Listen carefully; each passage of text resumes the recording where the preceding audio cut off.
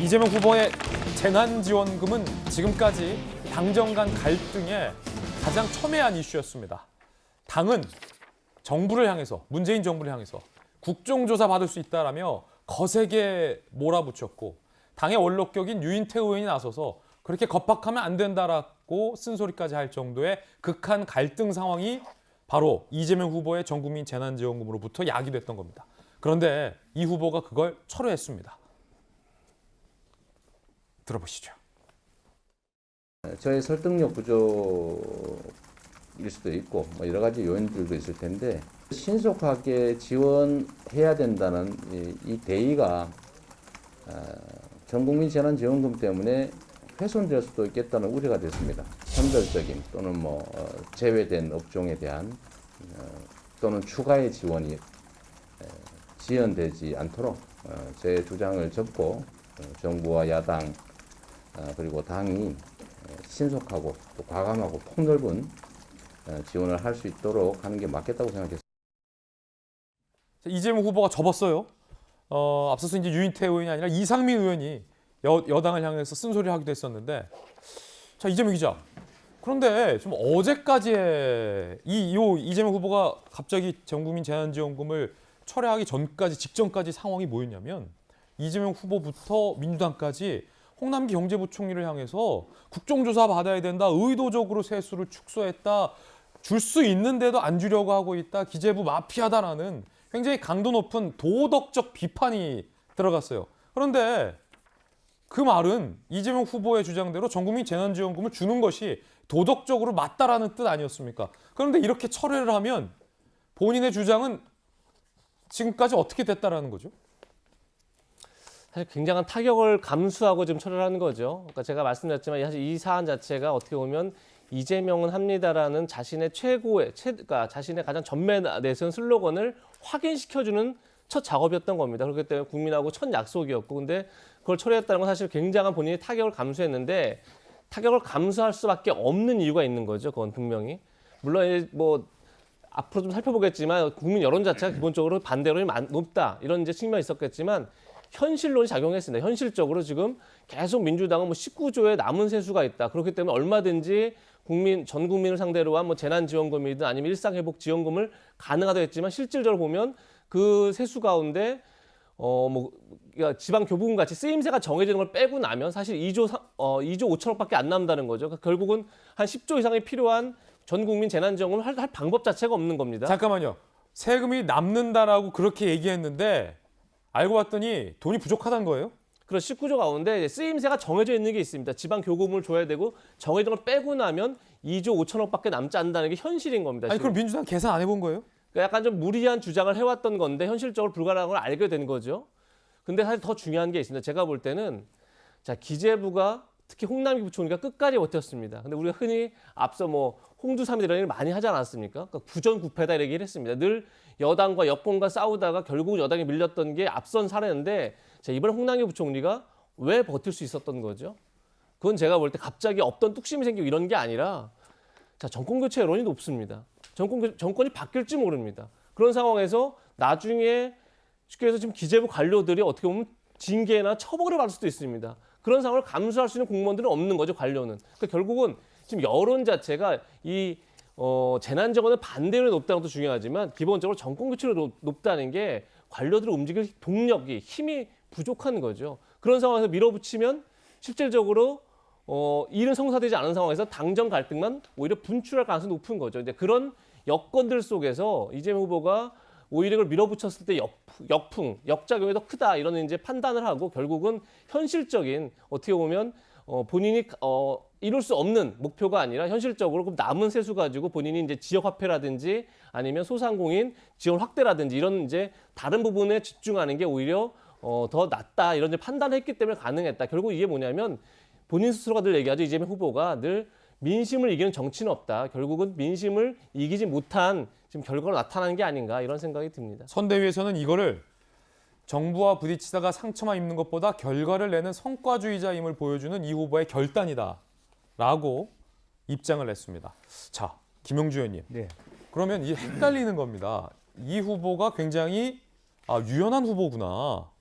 본인이 본인의 주장을 끝까지 주장만 하지 않고 상황에 따라서 접을 수도 있는 굉장히 유연한 후보구나라는 평가가 나올 수도 있고 성과가 중요하다라는 굉장히 실용적인 결단력이 있는 사람이다라는 긍정적인 평가가 나올 수도 있는 것 같아요, 분명히. 네. 그런데 반면엔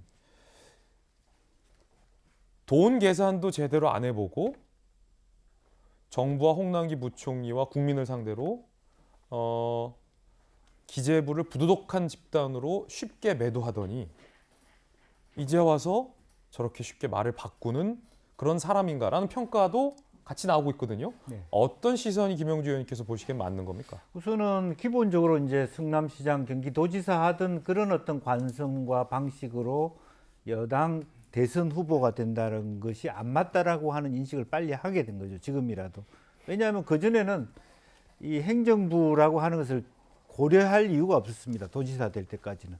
그게 기민하게 빨리 됐던 부분인데 후보가 이제라도 단순히 혼자의 얘기로서 될 것이 아니라 정부가 뒷받침할 수 있는 주장이어야만 힘을 실는다는 걸 깨달았다는 거고요. 대통령을 뽑고 난 다음에 우리가 인수위를 하는 이유가 뭐겠습니까? 대통령 공약 중에서도 정치학의 부담이 분석해보고 지금이라도 국민한테 사과하고 이거는 안 되겠다라고 접을 수 있는 부분 접고 보완할 수 있는 부분을 보완해야 되는데 지금 이재명 후보한테도 그런 게 필요한 거예요. 사실은 기본소득제가 기본적인 자기 어떤 주장이지만 기본소득제가 대통령이 당선되는데 플러스 요인인지 마이너스 요인인지를 다시 한번 전략 차원에서 점검할 필요가 있습니다. 이제 그런 호흡을 지금 가다듬고 있는 과정이라고 생각하고 또 내용적으로 대선을 앞두고 공무원들하고 척지고 급하게서 대선 이기는 그런 것을 본 적이 없습니다. 그러니까 전략적으로도 맞지 않고 또 하나는 사실은 이재명 지사가 다르게 요구하는 것은 민주당 국회의원들 욕하는 꼴이 될 수밖에 없어요.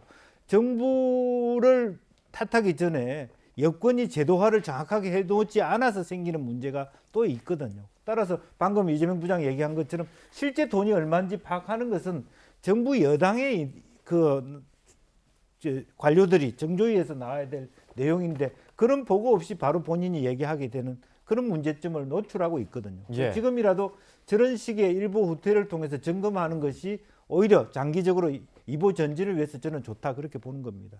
그렇군요. 이재명 기자, 이재명 후보 측에서는 재원 계산에 착오가 있었다라는 것을 인정은 했습니까? 인정은 안 했죠, 공식적으로. 이재명 측이 아니라 선대 어쨌든 당의 민주당에서 얘기를 했죠. 어제 당에서 얘기했습니까? 그렇죠. 정책위원장이 얘기를 한 거죠. 그 부분에 있어서. 그렇군요. 결국 철회했는데 이재명 후보는 그간 기재부를 이렇게 비판해 왔습니다. 홍남기 전 부총리께서 정말 이 현장의 어려움을 좀 와서 한번 보시든지 과거 행정고시 볼 때 경제학 책에서 배운 거 말고 여러 책상을 따라서 현장에 좀 가보시라. 기재부의 그 예산 기능을 내가 좀 분리할 필요가 있다. 각 부처의 자율적인 정책 수립 집행 기능을 제한할 만큼 사실상 다른 부처 위에서 다른 부처들을 지배하고 통제하는 그런 상황까지 갔다는 판단 때문입니다.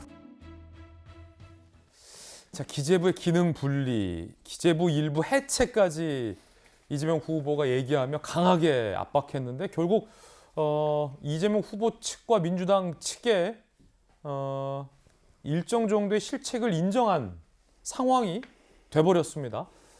국민의힘과 정의당의 반응이 나왔는데 함께 보시죠. 국민의힘, 고집에서 비롯된 소모적 논쟁으로 국민들 혼란만 줬다. 아쉽다가 아닌 죄송하다가 먼저 해야 한다. 정의당, 국민 여론이 이재명 후보의 고집을 꺾었다. 즉흥적이고 변덕스러운 리더십이 아닌 준비되고 검증된 리더십이 필요하다라는 입장 내놨습니다. 여론조사가 어땠길래 결과가 결국 이재명 후보도 철회를 하게 됐을까요? 여론조사 결과 준비되어 있습니다. 전국민 재난지원금 추가 지급에 대해서 반대가 60.1%, TBS 여론조사 결과가 나왔고요. 연령별로는요. 20대, 30대, 50대, 60대, 40대를 제외하고 오차범위 밖에서 전 연령이 다 반대를 했습니다. 사과가 먼저 해야 된다라는 야당의 비판이 나오는데 윤석열 캠프의 김병기 대변인은 어떻습니까? 사실상 윤석열 후보가 맞고 이재명 후보가 틀렸다는 것이 증명된 것 아닌가 이렇게 생각합니다.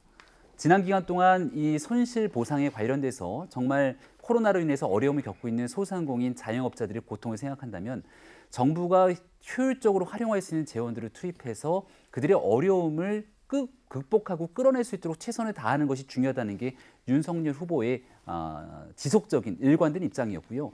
이재명 후보는 전국민 재난지원금 등을 계속해서 주장을 하다가 결국은 이 입장을 완전히 선회했기 때문에 윤석열 후보가 과거에 쭉 얘기해 온 것처럼 이렇게 어려움을 겪고 있는 분들을 위한 손실보상에 이재명 후보가 지금이라도 좀 집중했으면 좋겠다는 생각이 들고요. 조금 전에 이제 이재명 부장 얘기로 이재명은 합니다라고 하는 캐치프레이즈를 아까 잠깐 언급했는데 아마도 이 캐치프레이즈를 아마 선거 내내 쓰기는 어렵지 않을까라는 생각이 문득 들기도 하고요. 일각에서는 이재명은 합니다가 아니라 이재명은 하려다 맙니다. 라고 하는 측면으로까지 회자되는 언급들이 나오는 것 같은데 이재명 후보가 이 내용을 합리적인 결정으로 선회한 것이 아니라 본인이 일단은 정치적 목적을 가지고 내뱉어 놓고 우왕좌왕하는 상태로서 내용을 처리한 것이기 때문에 앞으로 대통령 선거를 두고 언급하게 되는 이재명 후보의 각종 정책 공약에 대한 진정성도 상당 부분 의심받을 수밖에 없다고 생각합니다. 자, 요건 이제 윤석열 캠프의 김병임 대변인 의견이고 결국 윤석열이 맞았다. 왜냐하면 두 후보가 이견을 보여왔으니까. 네. 그런데 또 이재명 후보 측의 입장에서는 아니 그걸 왜 윤석열이 맞냐라고 하냐라고 동의하지 않을 수도 있거든요. 왜냐하면 이건 틀려서 우리가 접은 게 아니라 당정 간의 소모적인 갈등을 국민들에게 드리는 것보다 후보가 효율적인 선택을 한 것이다라는 게 이제 이재명 후보 측의 주장 아니겠습니까? 네. 그리고 이제 시점상으로 과연 이제 당신이 당선되고 100일 이후에 이런 시점으로도 과연 국민들이 지금 불이 나고 있는 갈급한 상황들을 얼마나 반영하고 있는가. 지금 당장 어떤 식으로 하겠다는 것에 대한 비전은 약한 부분이 있기 때문에 여전히 여야 후보 모두가 더 분발해야 될 여지는 있다. 저는 그렇게 봅니다. 그렇군요.